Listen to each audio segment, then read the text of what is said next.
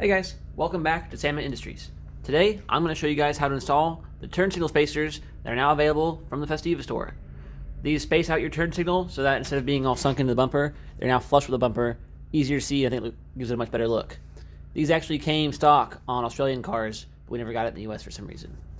So each kit comes with two spacers, so these little plastic spacers, and then 4 replacement screws, so we have longer, brand new stainless steel screws.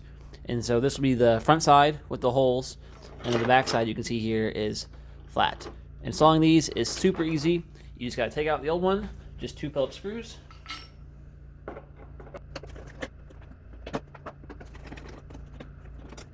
Then just kind of carefully try to pry this back out. You can use like a flat blade, or I like to stick just the tip that in the hole. You don't want to crack the lens. So get that pried out. Then the actual turn signal unit itself, kind of grab it by the little reflector there and pull.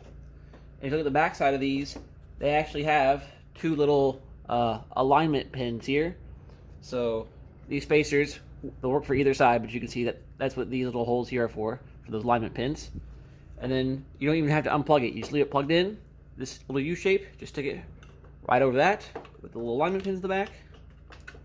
So it sits on there. And then you just push it back in and screw it back on. Take the lens back on.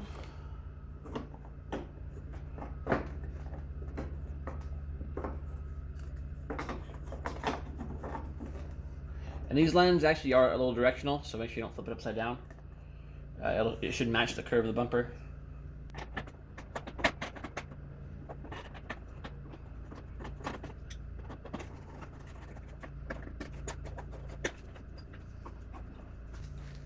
That's all there is to it.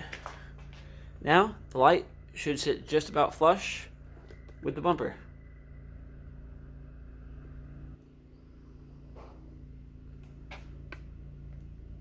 As always, thanks for watching, and I hope to see you guys next time. See ya!